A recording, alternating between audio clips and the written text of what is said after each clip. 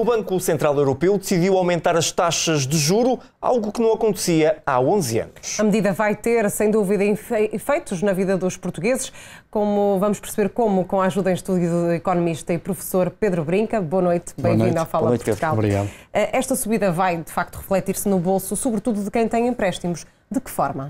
Bom, principalmente porque a maior parte dos empréstimos que temos em Portugal, cerca de 92% dos empréstimos que temos em Portugal são a taxa variável.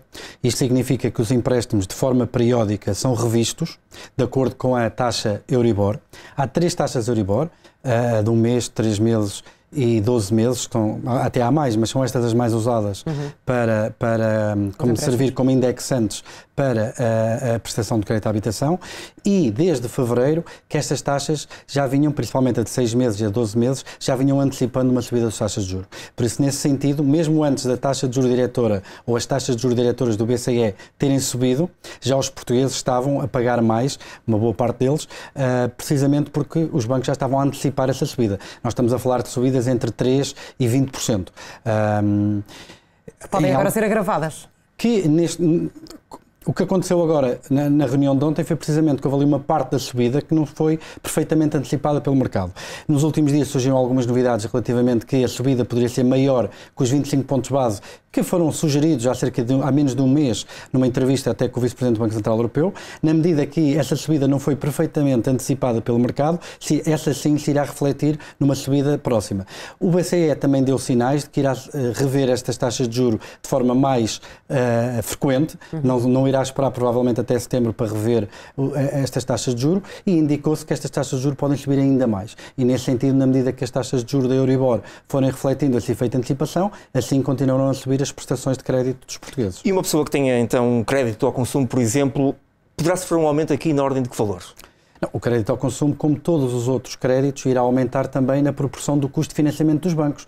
Se o custo de financiamento dos bancos aumentou, a taxa de crédito ao consumo aumentou mais. Mas a taxa de crédito ao consumo tem uma particularidade, é que é crédito não colateralizado, ou seja, não existe uma contrapartida real de garantia como existe no crédito à habitação.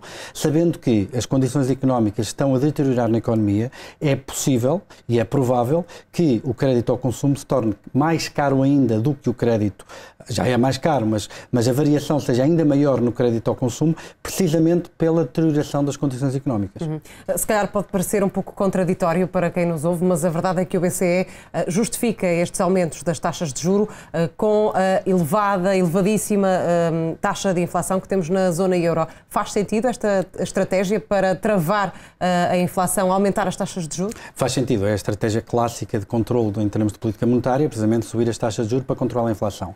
É bom ver que o BCE tinha estado sobre algumas críticas de muitos analistas, porque ao contrário do Banco Central dos Estados Unidos, o Banco da Reserva Federal, só agora aumentou a taxa de juros. O Banco da Reserva Federal já vinha aumentando as taxas de juros desde fevereiro e aumentou bastante mais do que estes 50 pontos básicos que foram observados para a Europa, e como consequência disso, por exemplo, o euro começou a perder valor face ao dólar, temos visto isso nas notícias frequentemente, e isso também pode alimentar a inflação. Porquê? Claro. Porque os bens importados ficam mais caros. Entre eles, aquele que até agora está mais em foco nas notícias, a energia, porque o petróleo e o Brent são cotados em dólares. Se o euro desvaloriza face ao dólar, os combustíveis também ficam mais caros.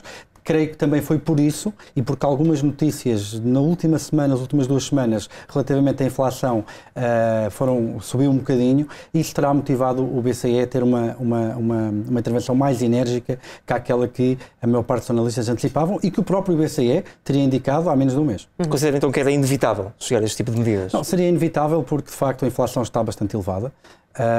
O BCE, as medidas que já tinha tomado para tentar arrefecer a economia, porque não tínhamos ilusões, é esse o objetivo. O objetivo é fazer com que as pessoas gastem menos. Não há qualquer ambiguidade relativamente a isso. O BCE já tinha acabado com as compras de dívida pública em março, a 1 de março. A 1 de julho acabou com as compras de ativos em geral, ou seja, são operações que injetavam dinheiro na economia e que podiam pôr pressão adicional nos preços. Agora, a subida das taxas de inflação foi, de facto, a última medida e a mais vigorosa. Este cenário parece-lhe que pode ser dramático para muitas famílias. É assim, há aqui 2 efeitos e a imprensa e os mídias têm estado muito focados na questão só da taxa de inflação. E vamos para os 2. Na questão da taxa de inflação, isto é a minha opinião pessoal, eu acho que nós não devemos estar assim tão preocupados. Porquê? Porque o que é que gera a inflação? nós tivemos uma pandemia em que, no ano passado, os déficits dos orçamentos de Estado foram enormíssimos e foram financiados por operações de compra de dívida do BCE. As tais injeções monetárias em barda que meteram muita pressão sobre preços. Essas injeções monetárias fecharam. Em 2024 vamos ter o retorno das regras orçamentais, o que significa que a maior parte dos déficits governamentais estão a convergir para zero.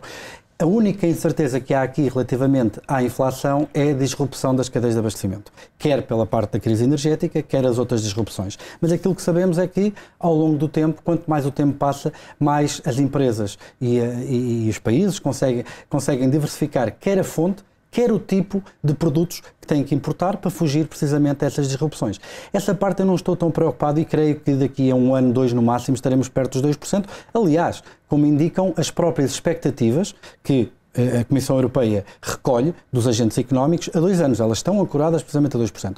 Onde eu acho que há um perigo maior e há um perigo grande de clamor e de crise social tem a ver precisamente com os efeitos heterogéneos da inflação. Nós estamos a falar de uma inflação média para Portugal perto dos 7%, 6,8%, a 12 meses, mas entre fevereiro e julho, um cabaz de bens essenciais que a DECO tem estado a acompanhar, subiram os preços 11,5%.